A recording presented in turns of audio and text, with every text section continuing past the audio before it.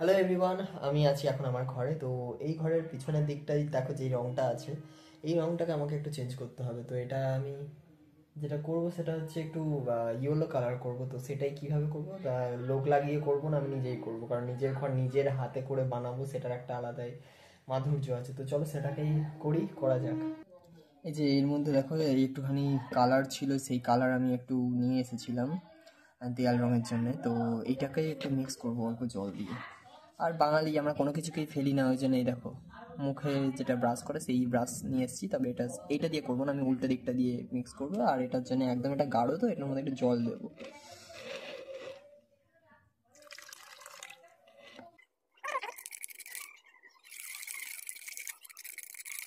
Mix করে নেওয়ার পর ফিরে এসে দেখাচ্ছি, কারণ এটা মিক্স করাটা বড্ড টাইম সাপেক্ষ।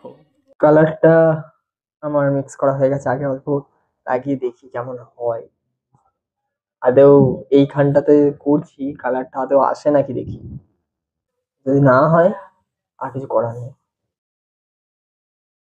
বিছানায় যদি পড়ে মা আমাকে আর আস্ত রাখবে না।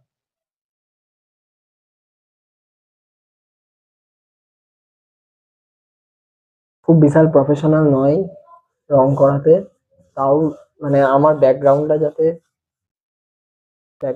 আমার কাজ মিটে যায়, সেই রকম একটা চেষ্টা করছি আর কি।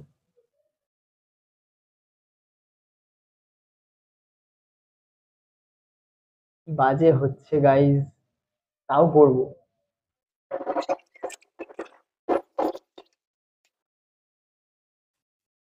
মনে হচ্ছে এবার আমাকে উঠে উঠেই করতে হবে।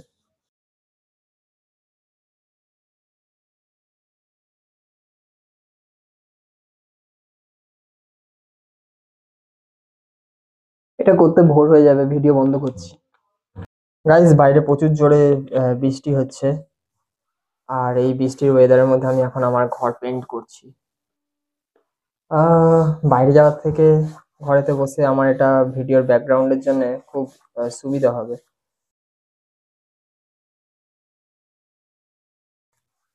সেট আপটা কিরকম ছিল? আমার সেট আপ তো এর থেকেও আরো খারাপ ছিল, আমি তাও এখনো ঠিকঠাক ভাবে করে উঠতে পারিনি। এখনো আমার প্রচেষ্টা চলে যাচ্ছে, যতদিন না পর্যন্ত আমি এখান থেকে ভালো রকম টাকা ইনকাম করতে পারছি। চলেই যাবে এটা, এর কোনো শেষ নেই।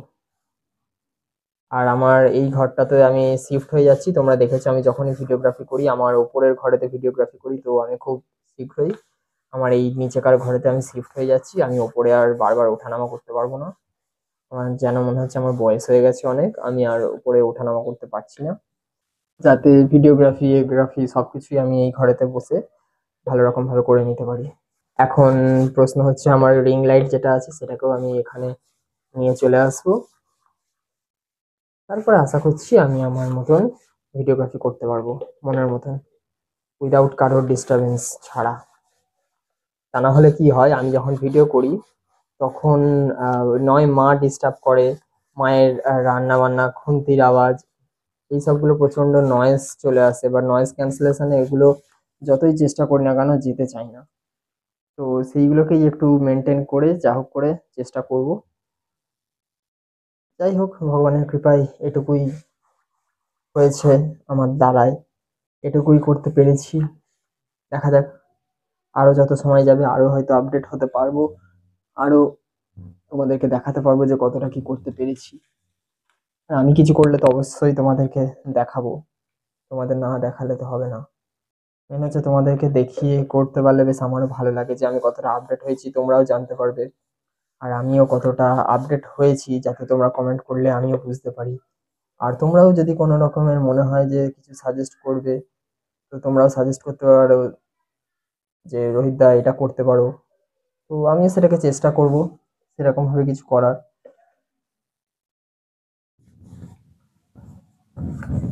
তো সবাইকার মতামত আমি চাইছি, সবাইকার মতামত নেওয়ার পর কিন্তু যদি কোনো কাজটা করি সেটা আরো বেটার হবে। তো এটাকে মোটামুটি আমার হয়ে গেছে, এটাকে একটু শুকোতে দিতে হবে।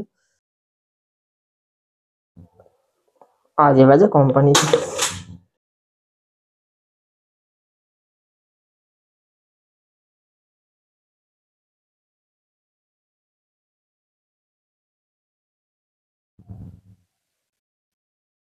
যাই হোক, ভিডিওগ্রাফি করতে করতে খুব সুন্দর আমার স্ট্যান্ডটা ভেঙে গেল।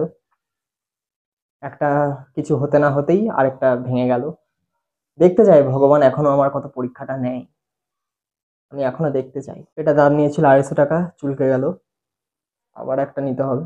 অনেকটা সাথ দিয়েছিল, আজকেই পুজো করালাম, পুজোর পরিণতি এই হলো। ঠিক আছে, থ্যাংক ইউ ভগবান। আমিও দেখতে চাই তুমি কত পরীক্ষা নিতে চাও আমার। পরীক্ষা দেওয়ার জন্য আমি রেডি। অনেক তো পরীক্ষা দিলাম, আমিও দেখতে চাই কত এখনো পরীক্ষা দিতে পারি।